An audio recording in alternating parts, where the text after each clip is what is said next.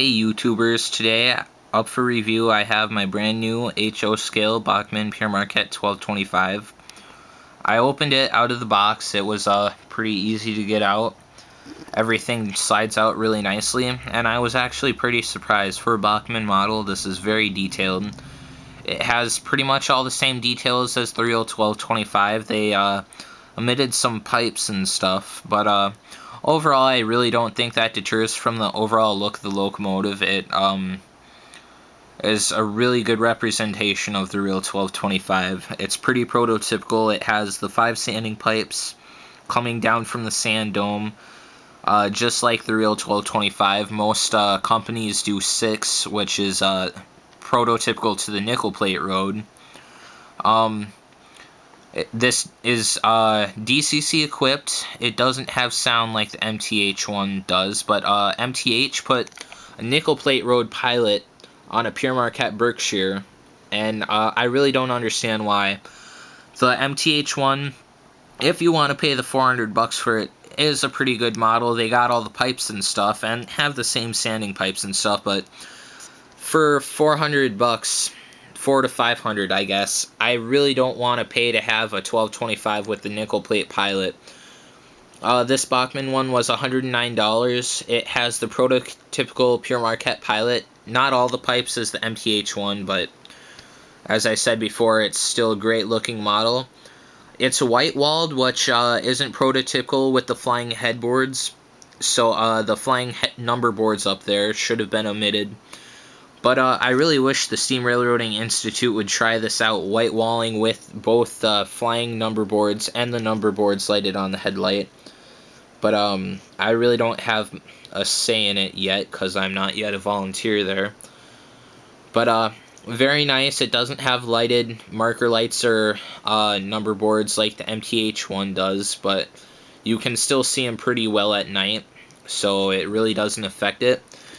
It has directional lighting and very nice wires and handrails up front. It has all the handrails the real 1225 does.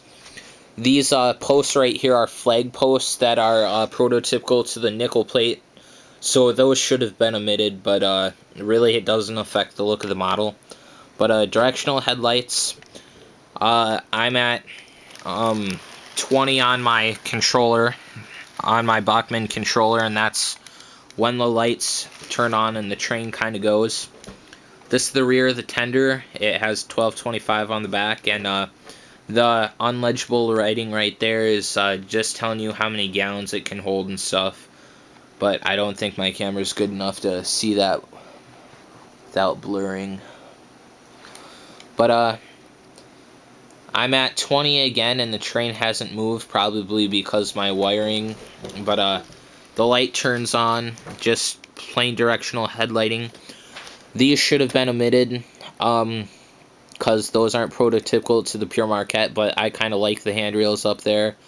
If I had crew figures, it would, I don't really know, I just think it looks kind of better.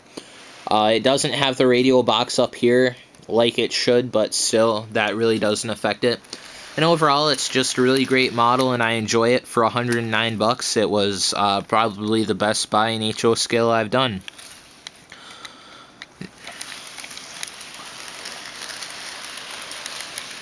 Here are the cars I have that the 1225's pulling. These two covered hoppers, they were built in the late 30s to early 40s. These ones were made by Bowser. And I think they're the 2004 run that Bowser did. I got them at the same hobby shop I got the 1225 at last. Only I got these last year. They're pretty detailed. They're kits, but they're really straightforward kits to build. You do need glue, but not tons. One tube will do. Most things are snap tight, like the top hatches and stuff up there.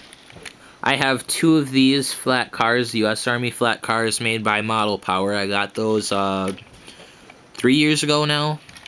And that scratching noise you hear over there's my cat Snuggles trying to get into my closet, so I really hope that's not too distracting. But this car right here, it was made by Branch Line. It's a Pere Marquette I don't really know what the model is. It's like ARR or AAR or something like that. But it's a nice model. This was also a kit, and everything kind of snaps together there except for the doors. You got to glue the doors where you want them. I'm kind of surprised those didn't snap in somewhere. Then right here's an Athearn gondola I got off eBay. This was a 2001 release. I bought that along with this double door boxcar that Athearn made. Both are really nice models, and I got some Walther's couplers, Proto 2000 couplers with the springs, because I thought they were going to be really reliable and stuff, but I don't have this boxcar on because the spring broke, so now the coupler goes everywhere. So I think I'm going to have to invest in some Katy couplers next time. There's the other Model Power flat car. Then this I also got along with the 1225 and the money I had. This was a $30 Walther's Proto 2000 drop-end gondola. And my camera's kind of blurring out and I don't know why, but okay, there we go. It's just the angle.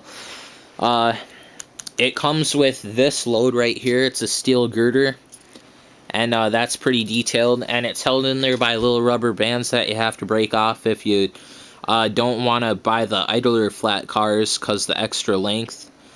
But I cut those rubber bands and put the doors up. But it's very detailed. It has full underbody detail, and for the 30 bucks you spent, it's money well spent, in my opinion. And it looks very nice in this consist. Then here's something way unprototypical, just because of the era.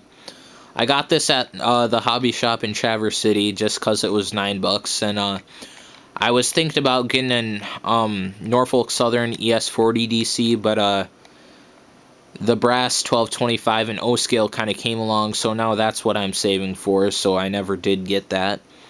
But it's a nice model. It's Athearn. It doesn't really have all that much underbody detail, but for Athearn, I guess it has pretty good detail. This is their ready-to-run line. Then that's pretty much the whole train for that. This is the top speed right here with my controller, but I have used it with a DCC controller because it is DCC equipped, as the box and everything says, and it does reach 60 scale miles an hour with DCC. The directional lighting, I actually find it's very dim, but that's kind of realistic because all the Berkshires that I've seen have pretty dim headlights, so that's pretty realistic. Then the last thing I bought at that hobby shop was the Walther's trackside building kit. It came with the interlocking tower, the speeder shed, and these crossing gates and crossing shanty, and those are all detailed for, I think I also spent about 30 bucks on those. I'm very happy with it. And overall, these are really great buys. If you're interested, I'll send you all the prices and links for the websites and stuff if you are planning on investing in them. That's about it for this review. Thanks for watching, and I'll see you for my next review of the Athearn Genesis 844. See ya, bye.